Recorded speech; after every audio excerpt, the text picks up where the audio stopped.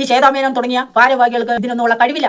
തരം താണ വാക്കുകളും തരം താണ പ്രവൃത്തികളും നിങ്ങളുടെ ഭാഗത്ത് സത്യസന്ധത ഉണ്ടായിരുന്നെങ്കിൽ ഒരു കമ്മിറ്റി രൂപിക്കാനുള്ള കഴിവില്ല, അറിവില്ല, ബോധമില്ല. ശ്വേതാമേനോൻ എന്തുകൊണ്ട് അവരുടെ വാക്കുകൾ ചെവിക്കൊണ്ടില്ല? സിനിമാക്കാർക്കൊക്കെ എന്താ കൊമ്പും തുമ്പിക്കൈയുണ്ടോ?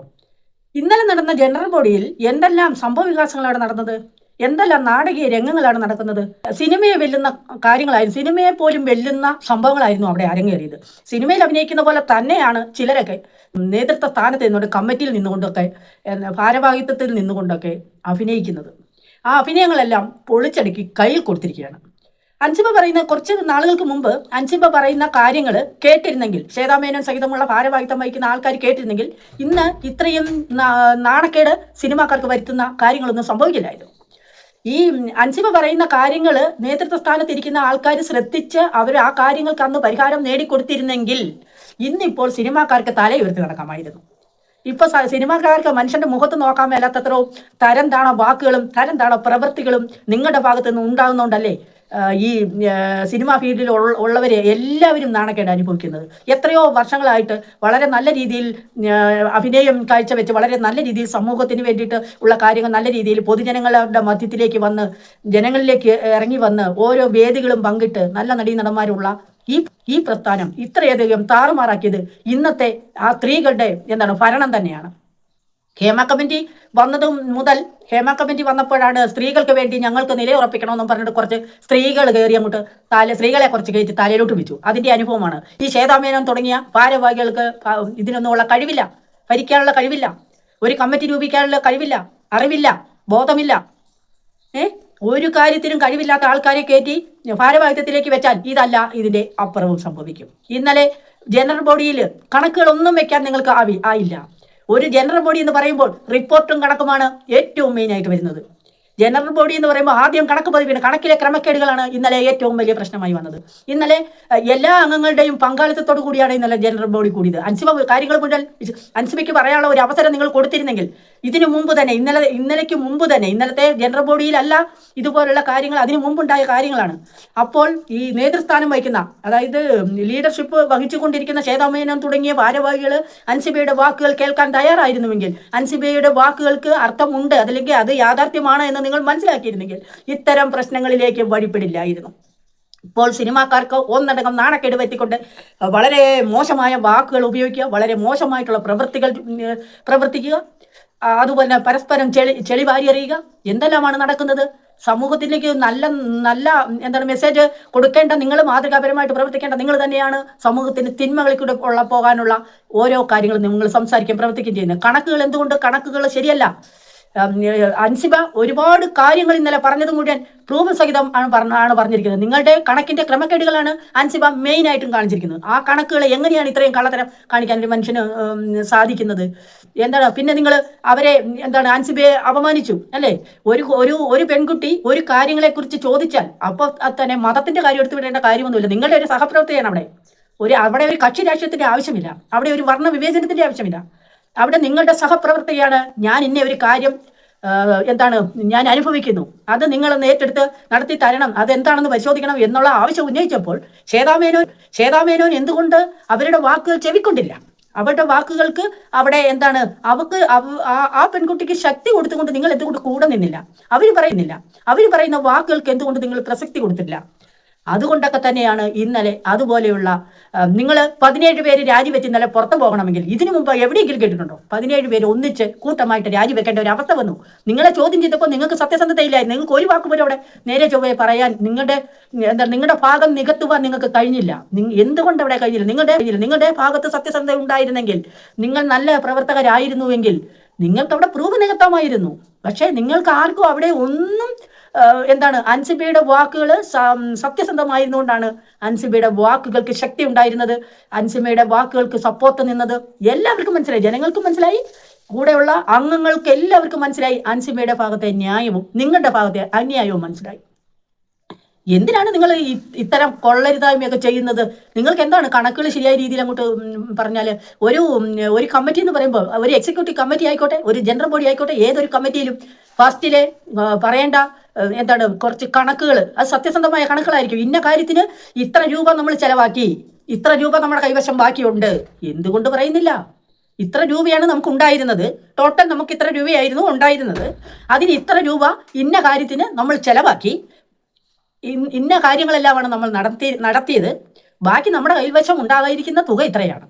അതല്ലേ കണക്കെന്ന് പറയുന്നത്. വരവ് ചെലവ് ബാലൻസ്, അതാണല്ലോ കണക്കെന്ന് പറയുന്നത്. ഏതൊരു കണക്കിലും നമുക്കൊക്കെ ജനങ്ങൾക്കൊക്കെ ഇതുപോലുള്ള കണക്കുകളൊക്കെ കൈകാര്യം ചെയ്താണ് എല്ലാവരും ജീവിക്കുന്നത്. അപ്പോൾ കണക്കിൻ്റെ കാര്യങ്ങളൊക്കെ അറിയാം. അപ്പോൾ ഈ കണക്കെന്ന് പറയുന്നത് വരവ് ചെലവ് ബാലൻസ്, അതായിരിക്കും ഏതൊരു കാര്യത്തിൻ്റെയും ഒരു കണക്ക് എന്ന് പറയുന്നത്. അതാണ് ആ കാര്യങ്ങളെല്ലാം എഴുതി വെക്കുന്നതാണ് റിപ്പോർട്ട് എന്ന് പറയുന്നത്. ഇത്ര രൂപ ഇന്ന കാര്യങ്ങൾ ചെയ്തു, ഇത്ര പേരുണ്ടായിരുന്നു, ഇത്ര പേര് പങ്കെടുത്തു, ഇന്ന കാര്യങ്ങൾ പറഞ്ഞു, അത് ഇന്നത് പരിഹരിച്ചു, അല്ലെങ്കിൽ ഇന്നടത്ത് പോയി, ഇതാണല്ലോ റിപ്പോർട്ട്. അപ്പോൾ ഈ റിപ്പോർട്ടും കണക്കുകളും അവതരിപ്പിക്കാൻ നിങ്ങൾക്ക് കഴിഞ്ഞിട്ടില്ല. അപ്പോൾ കണക്കിന് ക്രമക്കേടുകൾ തന്നെയാണ് അവിടെ നിങ്ങൾ വെളിപ്പെടുത്തിയത്. കണക്കുകൾ സത്യസന്ധമായിട്ട് കണക്ക് അവതരിപ്പിച്ചാൽ ആരെയും പേടിക്കാല്ല കണക്ക് അവതരിപ്പിക്കുക. ഇത് ഇന്നതാണ് കണക്ക്, നിങ്ങൾക്കതിന് കഴിഞ്ഞിട്ടില്ല. അപ്പോൾ നിങ്ങൾ അതിനകത്ത് പരാജയപ്പെട്ടു. ഒരിക്കലും കേട്ടുകേൾവി പോലും ഇല്ലാത്ത സിനിമയെ വെല്ലുന്ന ചരിത്രങ്ങളാണ് ഇന്നലെ അവിടെ അരങ്ങേറിയത്. അതായത് നാണം കെട്ട്, സിനിമാക്കാർക്ക് നാണം കെട്ട് മനുഷ്യരുടെ മുഖത്ത് നോക്കാൻ പറ്റാത്ത അവസ്ഥയിൽ കൊണ്ടെത്തിച്ചത് ഇപ്പോഴത്തെ ഭാരവാഹിത്വം വഹിക്കുന്ന ശ്വേതാമേനോൻ തുടങ്ങിയ കുറേ ഭാരവാഹികളാണ്, മറ്റാരുമല്ല. ട്രഷറർ ശരിയല്ല, നിങ്ങളുടെ പ്രസിഡന്റ് ശരിയല്ല, ഒരു ജോയിന്റ് സെക്രട്ടറി ഒരു വാക്ക് പറഞ്ഞാൽ ശ്രദ്ധിക്കത്തില്ല. ഇതാണോ കമ്മിറ്റി എന്ന് പറയുന്നത്? അറിവും കഴിവും ബോധവിലേക്ക് മാറിക്കൊടുക്കണം. നിങ്ങൾക്കൊരു ഭാരവാഹിത്വം വഹിക്കാനുള്ള കഴിവ് നിങ്ങൾക്കില്ല എങ്കിൽ, ആ കസേരയിൽ ഇരിക്കാനുള്ള യോഗ്യത നിങ്ങൾക്കില്ല എങ്കിൽ നിങ്ങൾ സ്വയം മാറിക്കൊടുക്കണം. മറ്റുള്ളവരെ ചതിക്കുകയല്ല വേണ്ടുന്നത്, സ്വയം മാറിക്കൊടുക്കണം. നിങ്ങളിൽ ആർക്കും ഇപ്പം ഈ കമ്മിറ്റിയിലിരുന്ന ഒരു മനുഷ്യർക്കും അവിടെ ഭരിക്കാനായിട്ട് യോഗ്യതയുള്ള ഒരെണ്ണം പോലുമില്ല. എത്രയോ നല്ല നല്ല നടീനടന്മാർ ഇതിൻ്റെ ഈ ഭാരവാഹിത്വത്തിൽ ഇതിനു മുമ്പ് ഇരുന്നിട്ടുണ്ട്. ആ ഹേമ കമ്മിറ്റി വന്ന് നടി ആക്രമിച്ച കേസ് വന്നപ്പോൾ മുതലല്ലേ ഹേമ കമ്മിറ്റി വന്നതും? അന്നു മുതലല്ലേ നിങ്ങൾ സ്ത്രീകൾക്ക് വേണ്ടി ഞങ്ങൾ നിലയുറപ്പിക്കും, ഞങ്ങളെ എന്നും പറഞ്ഞുകൊണ്ട് നിങ്ങൾ കുറച്ച് വാഗ്വാദം നടത്തിയല്ലോ, സ്ത്രീകൾക്ക് വേണ്ടി എന്നും പറഞ്ഞു. നിങ്ങളെ എടുത്ത് അപ്പത്തന്നെ കുറേ പേര് തലയിലോട്ടും വെച്ചു. അതിനെയാണ് ഇപ്പോൾ അനുഭവിച്ചുകൊണ്ടിരിക്കുന്നത്. ലാലേട്ടനും മമ്മൂക്കയും എല്ലാം അവിടെ വളരെ സത്യസന്ധമായ രീതിയിൽ, വളരെ നല്ല രീതിയിൽ കണക്കുകൾ അവതരിപ്പിക്കുകയും അവരുടെ കാര്യങ്ങളെല്ലാം അവിടെ നല്ല പ്രവർത്തനങ്ങൾ കാഴ്ചവെച്ചപ്പോഴാണ് നിങ്ങൾ സ്ത്രീകൾ എന്ന് പറഞ്ഞാൽ, നിങ്ങൾക്ക് സ്ത്രീകൾ എന്ന് പറയാനുള്ള യോഗ്യതയുണ്ടോ? നിങ്ങൾക്ക് അൻസിബ സ്ത്രീ അല്ലേ? നിങ്ങളുടെ കൂടെ ഉണ്ടായിരുന്ന സഹപ്രവർത്തകയല്ലേ അൻസിബയ്ക്കോ നീനാക്കുറിപ്പിനോ ഒരു വാക്ക് പറയാനോ അവരുടെ കാര്യങ്ങൾ പരിഹരിക്കാനോ നിങ്ങൾക്ക് കഴിഞ്ഞിട്ടുണ്ടോ? പിന്നെ എന്തിനാണ് നിങ്ങൾ സ്ത്രീകൾ എന്ന് പറയുന്നത് ചാകാൻ തുടങ്ങുന്നത്? സ്ത്രീകൾക്ക് വേണ്ടി നിങ്ങൾ എന്ത് കാര്യം ചെയ്തു? എന്ത് കാര്യമാണ് നിങ്ങൾ സ്ത്രീകൾക്ക് വേണ്ടി ചെയ്തത്? ഹേമ കമ്മീഷൻ വന്നപ്പോൾ മുതൽ നിങ്ങൾ സ്ത്രീകൾ എന്ന് പറഞ്ഞ് കുറച്ചുകൊണ്ട് പറഞ്ഞുകൊണ്ട് നടന്നു. പ്രവൃത്തിപഥത്തിലൊന്നും കണ്ടിട്ടില്ല. വളരെ നല്ല രീതിയിൽ പ്രവർത്തിച്ചുകൊണ്ടിരുന്ന ഒരു കമ്മിറ്റിയാണ് നിങ്ങൾ ഇങ്ങനെ താറുമാറാക്കിയത് എന്ന് പറയേണ്ടി വരും. എന്തായാലും അൻസിബയുടെ വാക്കുകൾക്ക് അവിടെ വില കൊടുക്കാൻ ആൾക്കാരുണ്ടായിരുന്നു. അവരുടെ വാക്കുകൾ സത്യസന്ധമായിരുന്നു. അതുകൊണ്ട് തന്നെ അവർക്കത് പ്രൂഫോട് കൂടി വെളിപ്പെടുത്താൻ പറ്റി. അതുകൊണ്ട് തന്നെ കേട്ടുകൊണ്ടിരിക്കുന്ന ആ കമ്മിറ്റിയിലുള്ള ആൾക്കാരും അവിടുത്തെ അംഗങ്ങളും എല്ലാവർക്കും അൻസിബയുടെ ഭാഗത്താണ് ന്യായമെന്നും നിങ്ങളുടെ ഭാഗത്ത് ന്യായമില്ല എന്നും എല്ലാവർക്കും മനസ്സിലായി. അതുകൊണ്ടാണ് ഇന്നലെ അത്തരത്തിലുള്ള ഒരു കാര്യങ്ങളെല്ലാം അവിടെ അരങ്ങേറിയത്. നിങ്ങളെല്ലാം കൂട്ടമായി രാജിവെക്കണം. നിങ്ങൾ രാജിവെക്കണം. നിങ്ങളെ രാജിവെച്ചാലേ രാജി വെപ്പിക്കും. നിങ്ങൾ രാജിവെച്ചാൽ നന്നായി. അതുകൊണ്ട് പുതിയൊരു സമിതി നല്ല രീതിയിൽ വരിക. എത്രയോ പേരവിടെ ഉണ്ട്. നമ്മുടെ ജഗദീഷ് ഉണ്ട്, രമേഷ് പിഷാരടി ഉണ്ട്, മാലാപാർവതിയുണ്ട്. നല്ല നല്ല അറിവും വിവരമുള്ള അൻസിബയെ നിൽക്കുന്നു. അതുപോലെ തന്നെ ലാലേട്ടനും മമ്മൂക്കയും പ്രവർത്തിച്ച് നല്ല പരിചയമുള്ള കീഴ്വഴക്കമുള്ള വളരെ സത്യസന്ധമായിട്ട് കാര്യങ്ങൾ കൊണ്ടുപോകാനുള്ള കഴിവുള്ള ലാലേട്ടനും മമ്മൂക്കയും ഉണ്ട് അവിടെ. അവരെയൊക്കെ നേതൃത്വ സ്ഥാനത്തിലേക്ക് വരിക. വളരെ നല്ല രീതിയിൽ ഉണ്ടായിരുന്ന ആൾക്കാരെ നേതൃത്വ സ്ഥാനത്തിലേക്ക് ഭാരവാഹിത്വത്തിലേക്ക് കൊണ്ടുവരിക. അപ്പോൾ മാത്രമേ ഇത്തരത്തിലുള്ള അനീതിയും അക്രമങ്ങളും ചോദ്യം ചെയ്യാനായിട്ടും അതുപോലെ അത് പരിഹരിച്ച് മുമ്പോട്ട് എല്ലാവരെയും ചേർത്ത് പിടിക്കാനുള്ള ഒരു മനസ്സുള്ള ആൾക്കാർ മുമ്പോട്ട് വരിക എന്നുള്ളതാണ് ഈ ഇന്നലത്തെ ആ കമ്മിറ്റി നമുക്ക് തെളിയിച്ചു തരുന്നത്. അത്തരത്തിലുള്ള കാര്യങ്ങളാണ്. കഴിവില്ലാത്തവരും കുറച്ച് അങ്ങോട്ടും ഇങ്ങോട്ടും ചെളി വാരി എറിയുന്ന ആൾക്കാരില്ലേ, അവരെയൊക്കെ പറഞ്ഞു വിടുക.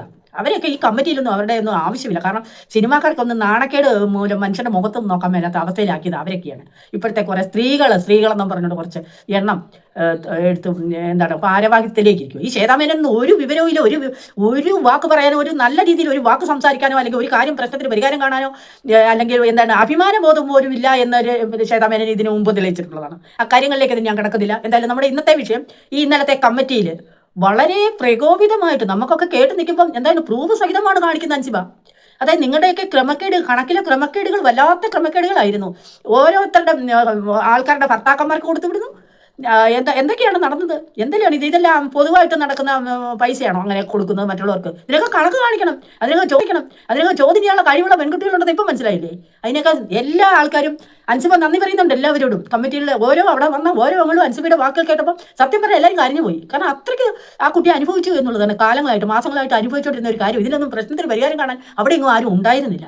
അസത്തിൽ ലാലേട്ടനും മമ്മൂക്കയായിരുന്നെങ്കിലോ പണ്ടേ ഈ പ്രശ്നത്തിന് പരിഹാരം കണ്ടുപോവുകയല്ലായിരുന്നോ? അപ്പം നിങ്ങളെ എടുത്ത് തലയിലോട്ട് വെച്ചപ്പം മനസ്സിലാക്കണമായിരുന്നു ഇത്തരം കാര്യങ്ങളൊക്കെ ഉണ്ടാകുമായിരുന്നെന്ന്. ഇനിയെങ്കിലും നല്ലൊരു നല്ല നേതൃത്വ സ്ഥാനം, നല്ല ഒരു മാതൃകാപരമായിട്ട് പ്രവർത്തിക്കുന്ന ആൾക്കാരുടെ സ്വല്പം കഴിവും വിവരവും വിദ്യാഭ്യാസവും അല്പം പക്വതയും പാകതയും ഒക്കെയുള്ള ആളുകളെ മനുഷ്യരായിട്ട് കാണാനുള്ള ഒരു മനസ്സുള്ള ആൾക്കാർ ഈ നേതൃത്വ സ്ഥാനത്തേക്ക് വന്നാൽ ഈ അമ്മ എന്നുള്ള പ്രസ്ഥാനം ഇനിയും വളരെ നല്ല രീതിയിൽ പോകുവാൻ സാധിക്കും എന്നുള്ള കാര്യങ്ങളാണ് നമുക്ക് വെളിപ്പെടുന്നത്. Okay, thank U.